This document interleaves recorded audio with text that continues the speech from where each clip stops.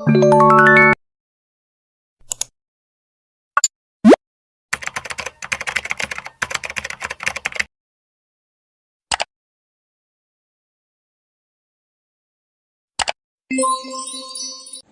semua, selamat malam. Kembali lagi sama aku. Jadi di video kali ini aku mau ngebahas tentang agam bahasa dan laras bahasa. Jadi topik yang pertama kita bahas yaitu mengenai pengertian dari agam bahasa dulu ya. Jadi pengertian agam bahasa itu ada dari menurut beberapa ahli. Di sini aku ngambil dari Behmen. Nah, jadi agam bahasa menurut Behmen itu adalah variasi bahasa menurut pemakaian yang berbeda-beda menurut topik yang dibicarakan. Menurut topik pembicara, kawan bicara, orang yang dibicarakan, serta menurut medium pembicara. Kita next ya. Oke, jadi sekarang kita bakal ngebahas tentang faktor penyebab terjadinya agam bahasa. Nah, apa aja sih faktor-faktornya? Jadi yang pertama itu ada faktor budaya. Nah, di setiap daerah itu mempunyai perbedaan kultur atau daerah hidup yang berbeda, seperti di wilayah Jawa dan Papua serta wilayah Indonesia lainnya. Lalu yang kedua, itu ada faktor sejarah. Setiap daerah mempunyai kebiasaan, adat istiadat, dan bahasa nenek moyang yang berbeda-beda antara daerah satu dengan daerah lainnya. Lalu yang ketiga, ada faktor perbedaan demografi. Setiap daerah memiliki dataran yang berbeda, seperti wilayah di daerah pantai dan pegunungan yang biasanya cenderung menggunakan bahasa yang singkat, jelas, dan dengan intonasi volume suara yang besar dan tinggi. Berbeda dengan daerah pemukiman padat, penduduk yang menggunakan bahasa lisan yang panjang lebar disebabkan lokasinya yang saling berdekatan dengan intonasi volume yang suara yang kecil.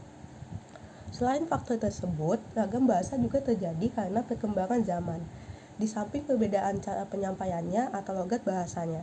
Kita next. Oke, selanjutnya kita bakal ngebahas tentang jenis-jenis ragam bahasa. Jadi yang pertama itu ada ragam lisan dan ragam tulis. Ragam bahasa lisan adalah bahan yang dihasilkan alat ucap dengan fonem sebagai unsur dasar. Dalam ragam lisan, kita berurusan dengan tata bahasa, kosakata, dan lafal.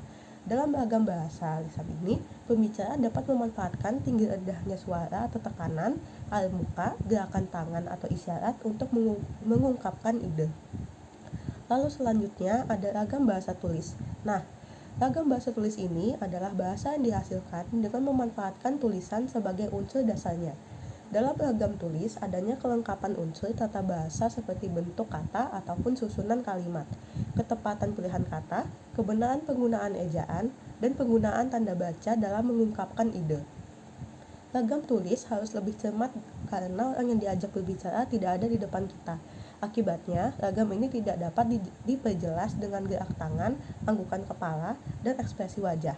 Bahasa tulis juga tidak dapat diperjelas dengan intonasi, nada, tekanan, dan lafal. Kaidah kebahasaan sangat penting untuk difungsikan dalam ragam tulis. Letak subjek, predikat, objek, pelengkap, dan keterangan sangat berpengaruh dalam bahasa tulis. Oke, selanjutnya kita akan ngebahas tentang ragam ilmiah dan non-ilmiah. Ragam ilmiah ini mengarah kepada penggunaan bahasa baku yang digunakan sesuai kaidah tata kebahasaan. Selain itu, penggunaan bahasa baku dipakai dalam situasi resmi, misalnya upacara resmi, surat menyurat dinas, laporan resmi, karya ilmiah, pengumuman yang disampaikan oleh instansi resmi, pembicaraan di depan umum seperti ceramah, khotbah, dan sebagainya. Lalu yang kedua ada bahasa non-ilmiah, merupakan bahasa yang tidak formal dari bentuk bahasa, kosakata, ataupun struktur, tetapi harus tetap memiliki alur yang jelas dalam penulisan, tidak memiliki unsur semetodis atau sistematis seperti layaknya bahasa ilmiah atau sistem ilmiah. Bahasa non-ilmiah biasa digunakan pada dongeng, hikayat, cerpen, dan novel. Lalu yang terakhir, kita akan ngebahas tentang laras bahasa. Jadi, laras bahasa adalah kesesuaian antara bahasa dan memakainya.